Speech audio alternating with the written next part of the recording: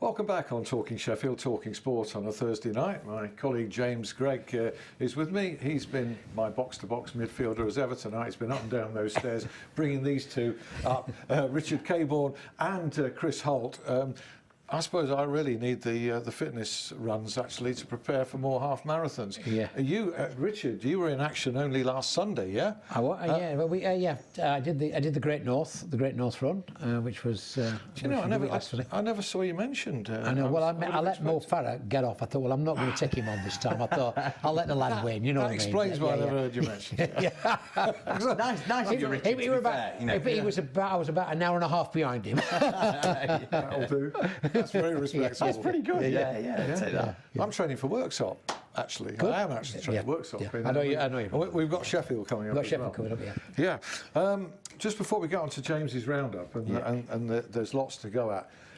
A cycling story, because you know we've had I don't know exactly, you might have been counting, I haven't, how many medals we've won in cycling of recent Olympic Games. It all goes back to conversations you had in 2005. Now tell us. Well, before 2005, I mean, when you were sports minister. When I was sports minister, but the guy who was then the performance director for UK Sport was a guy called Peter Keane. And Peter Keane, prior to coming to UK Sport, was at British Cycling. And he's the guy that I think if you're reading Chris Broom's book about the guy who changed British cycling was Peter Keane. And in 2005 he was as I say the performance director at UK Sport. He and Sue Campbell came into my office and we'd won the Olympics in July 2005. And he said we really do have to get some discipline into an investment into elite athletes if we're going to do well in 2012. And he came and he laid out the whole matrix and said he wanted above the lottery money £300 million. Wow. So this was in your gift, was it? No, not my gift. It was in Gordon Brown's gift because he had to be the Chancellor. I could argue for it. And so he came in and he laid out one of the most detailed matrix of how you develop coaching, sports science, sports medicine, psychology, the whole lot laid down.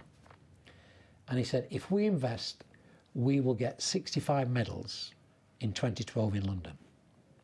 And we got the money, did that, 200 million from government, 100 million out of the private sector, put that, and we got 65 medals in London. Now I've got all that, all documented, it's all there. And he was, and Chris in his book says, had it not been for Peter Keane, we would not have been where we are.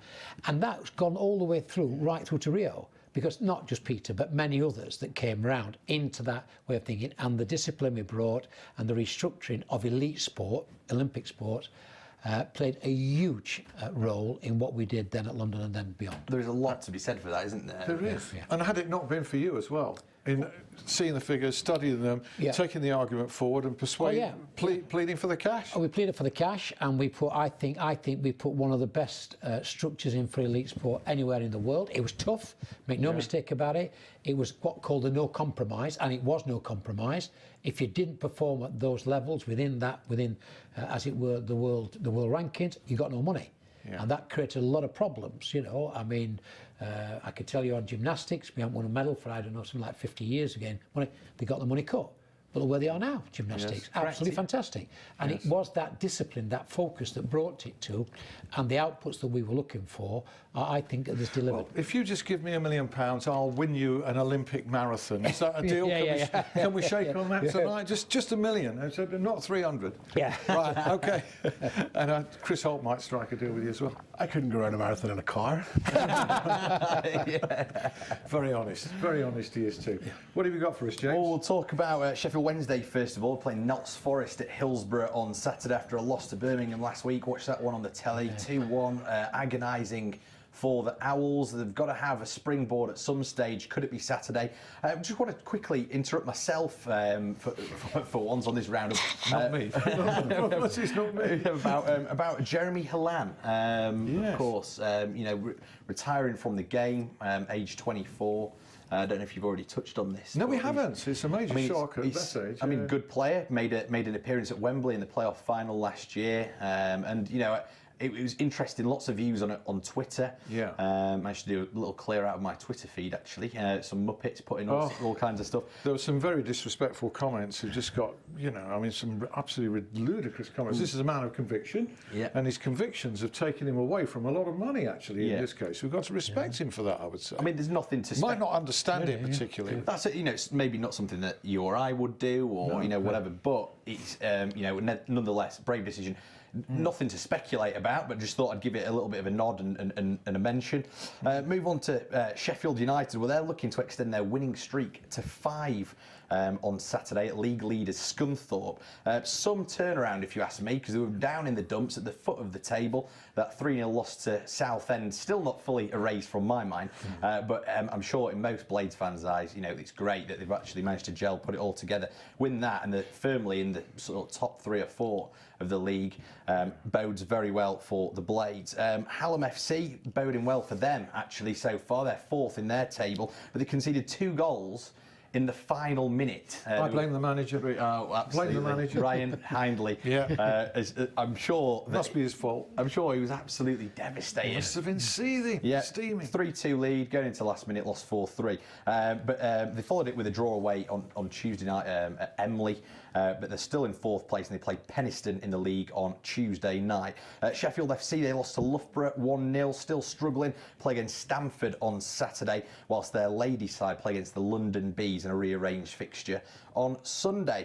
Well, the Steelers, there were over 7,000 in the arena on Sunday, and it will be sold out on Saturday at Nottingham. 2 wins last weekend for the Steelers, 6-4 over Manchester away, and then a 7-5 win over the Panthers. They play against the Panthers again, as already said, on Saturday, and against Cardiff on Sunday at home in the Challenge Cup, where they're actually top of the standings, 3 wins from 3 for the Steelers in those. For Speedway, Simon Stead's side, they're backing, he's backing his side, Sheffield Tigers, just got underway 5 minutes ago against Somerset tonight in tonight's clash at Ollerton. Well, Somerset, of course, they're actually, dare I mention them, they've beaten Notts in the cricket today. It's been fantastic. I've been glued to the TV for the last 2 or 3 days. It means that Yorkshire have to win tomorrow at Lords. Incredibly exciting stuff. But Notts had some Yorkshire grit in there as well, despite being wholly pathetic, actually, in their fight against Somerset at Taunton. Billy Root, he finished stranded on 66 not out, and that's his maiden championship 50. Well done, Bill. So well done to Bill. Tried to do what he could for the White Rose, but unfortunately he couldn't. I'll bring you on some of the news as well. Sheffield kickboxer Freya Holmes, she's only 10 years old, but she's been crowned the junior cadet world champion. I wouldn't want to mess with her in Dublin at the weekend. And we'll finish this off quickly with a bit of Sheffield Eagles news. Mentioned it last few weeks, looking for some investment. They could have an investor in place by November, and that's not just blind optimism either. Keeping the cards close to the chest, it's an unnamed investor, but John Whaling said he was hopeful as the businessman could take over the Sheffield Eagles before Christmas, and meetings are planned just to rubber stamp a few of those deals. They face going into administration, for those of you who don't know, and dropping down a league if the financial backing isn't secured. The club's fans have raised, though, over £12,000 since this time last week, where it was 3,000 in just over a day. And that's to keep the club running until the investor takes over. And Richard Caborn will now name and reveal that unnamed investor. No, I will not. But you missed one out, Sharks. Friday. Right, okay. Yeah, Friday, first match. He's listening. Sharks played the first match and did fantastic last season, as you know. Won the league against Leicester. I think it's Leicester tomorrow night. Leicester. Leicester tomorrow night. But we were early with that, because a week ago Mike Tuck, the captain, was sitting just where Chris is. So you did. So no, it's fine. Good to mention it again, just to reiterate it. And talking about promoting things, there's a big football match on at Sandygate Road, Hallam FC ground at the weekend on Sunday, 2 p.m. kick-off. It's Hallam FC. It's not Hallam FC. It's Hallam FC's ground. It's an all-stars game between United and Wednesday, so there'll be recognisable names from both ends of the city playing in that game. So good. So that's all to the good. 2 p.m. on Sunday afternoon. Plenty going on. The Football League today, some sense, and not everything I tweet gets very much acclaim, but this tweet did. People were. I don't know what your thoughts are. What were your thoughts originally when it was talked about including Premier League B teams in the Football League? Well, what you've got is this. I think the Premier League situation is that they've gone so far out there with the money, the investment. I mean, what is it now? £9.3 billion over 3 years. Huge amounts of money going into that. So the danger is that you start losing that gap. And then there has been this big discussion, has there not, about before this you're talking about. Do we bring the Championship? Do we have Premier League 1, Premier League 2? Yeah. There is a need to do something that's going to start equalising that. Parachute payments is one.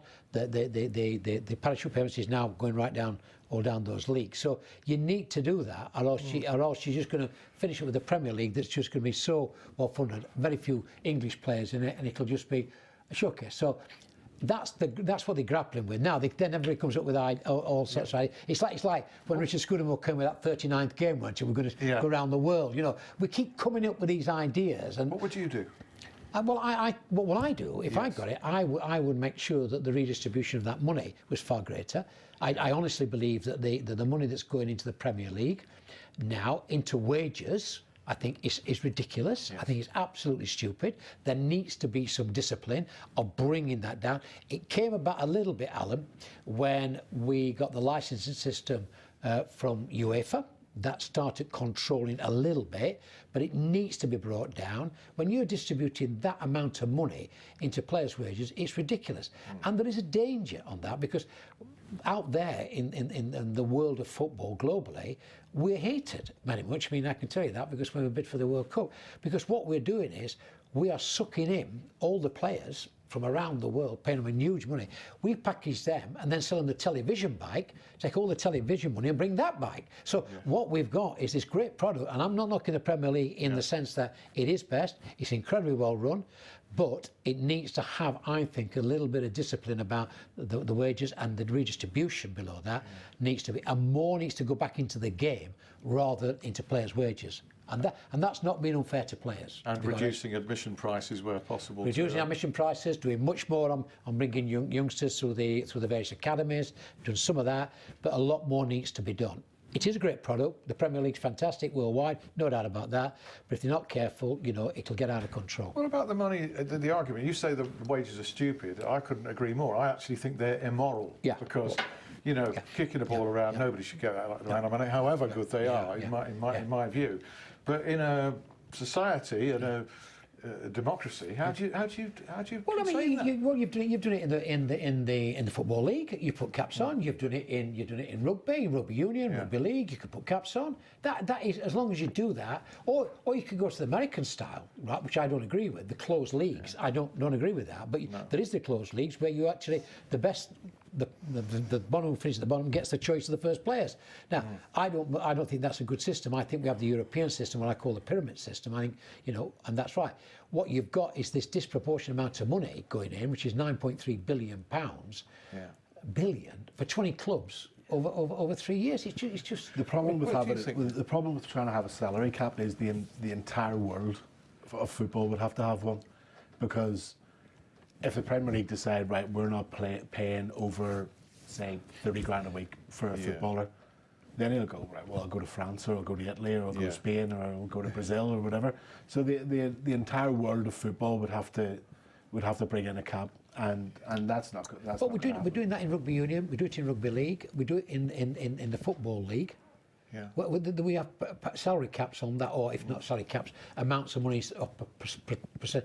You've already got it in Europe. The football licensing system to enter into the European competitions through UEFA, you have to have that level of control there anyway. What about the parachute payments situation? That can't be right either, because it's sustaining clubs for 4 years. I think it's 4 years now. They get huge parachute payment. What do you think of that? Well, again, it depends how the taper is right down through the leagues. I mean, what they have tried to do in the recent past through the Football League is getting that money passed right down into the leagues as well.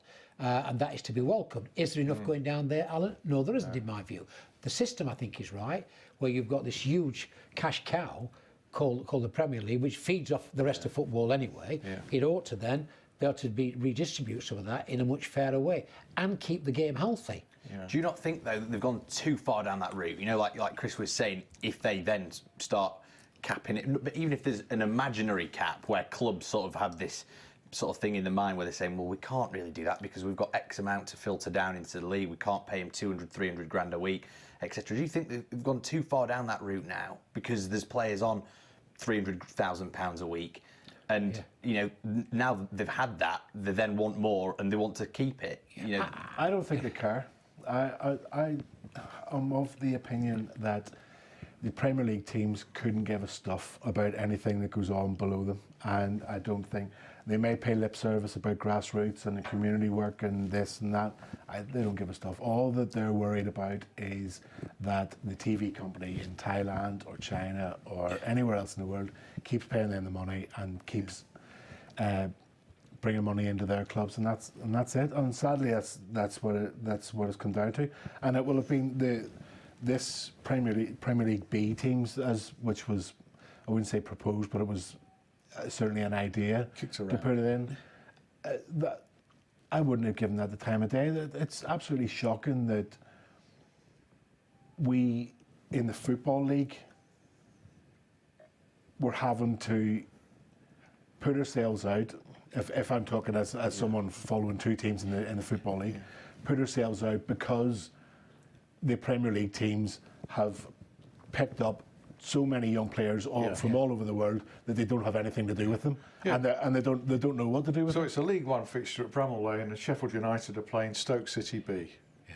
Are you going? No, who cares? Of course about you're that? Who cares no, about I mean, that? you know, I mean, we've seen a bit of that already with the Checker Trade Cup. I'm glad you know the title because I forgot. I mean, you know, Blades against Leicester City under 23s. Yeah. I mean, that is a great case study because you've got the Premier League champions, albeit they're under 23 side, where they can field overage players. So in theory, you could be having Vardy, Mahrez, and then a load of young lads. But you've got, well, they say over 1,000 people at Bramall Lane. It was, you know, it wasn't that. It was a training. It was a training game, really. Not without some interest, but it was a training game. Nobody really wants that. It was the Johnston Paints Trophy, Football League Trophy. So you were with Mr. Scooter, and now, despite all of what we're saying, there's a man who's certainly done what it says on the tin as regards his job description. And you know, you were with him yesterday or something? Monday this week, because I sit on the Football Foundation, and I've done for some good number of years, and we distribute the money that comes in from Premier League, from the FA and from government, and that's, you know, into facilities around the country, which, you know, it's done a fantastic job, and there's no doubt the Premier League have done in that area, okay, relative to small amounts of money, relative to the pot that they've got. But I'll say this for Scudamore, I've been on that 8 years, he's been there, 8, 9. I don't think he's missed a meeting in those 8 years. He's there all the time. And he is a guy that argues very much about the more deprived areas. This might surprise some people, but he does. Now, I'm not saying this is the clubs. I'm talking this Premier League. He does, and we invest in the more deprived areas of England and Wales, because that's where we've got responsibilities for. And we've tried to put that, as I say, hoping to build up the facilities for football for young people, you know, girls and boys. So. We have done some, and you know, I have differences with Richard Scudamore, but you can't fault the guy. He plays by them rules. He runs a very tight shop there, and he produces a very good product. Now, whether we agree or disagree, you can't fault him. I wouldn't disagree at all, because what he has done, he's made the Premier League one of the biggest brands of any type of brand in the world. So there's absolutely no. He's done what he was supposed to do. Yeah, I think we all agree on that. And talking of facilities, which you were, and his concern for them in a wider sense than just the Premier League, yours at the Olympic Legacy Park. What's there now? At the moment, well, we've opened up the school, is there, the University Technical College, which is absolutely fantastic. I happened to just call in yesterday, and that is going to be educating the workforce of the future on the sports sciences and human sciences and computing and technology. That's going to link with the Advanced Wellbeing Research Centre, which is starting to be built now. The arena, which will have the basketball in charge, will start being built in this year and be completed hopefully by September of next year. The whole of the surface is being put down and should become completed by the end of this year and used by the school UTC and hopefully Eagles early next year. And then we're looking at other developments now where we've got some big inward investors who are talking about completing that part around the stadium itself, and also incubation for around the sports science, sports medicine. There's a big development down there. We're then moving on to look at, because it's all around the sciences that we're looking. We want employment, we want good quality jobs down there for the young people to be able to go into. So we're looking at areas with Howland University, like food engineering, faculty down there. We're looking at whether we can develop a world-class orthopedic research centre down there. That's linking the advanced manufacturing and also we've got probably one of the best cohort of surgeons in that discipline in the world here.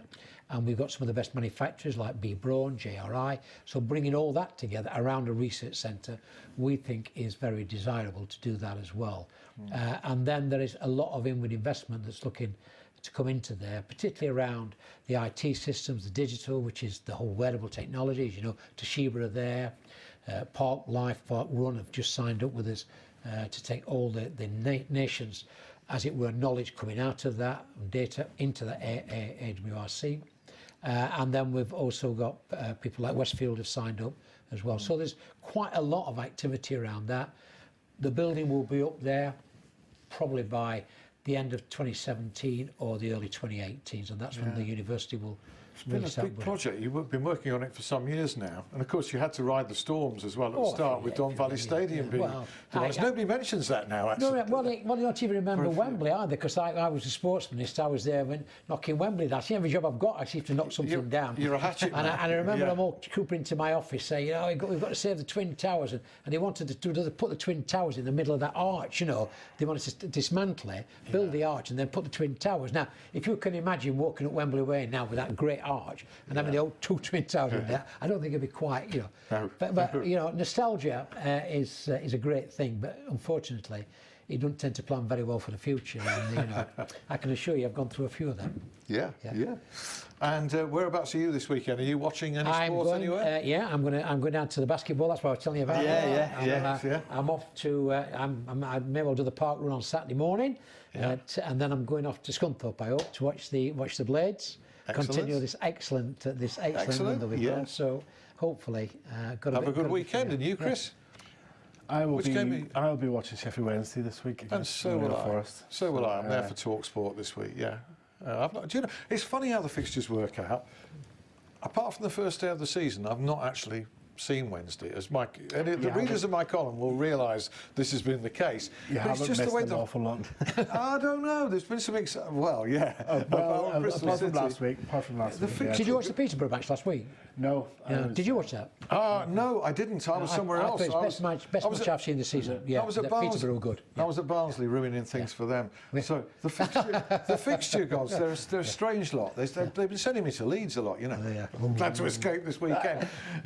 Back at Hills. Thank you very much indeed, James Gregg. Thank you, Richard Caborn. It's been very illuminating as ever. And to you, Chris Holt. And to you for watching. It'll be on my YouTube channel as usual later. Repeat at 11 p.m. And I look forward to seeing you next week. Bye now. Bye.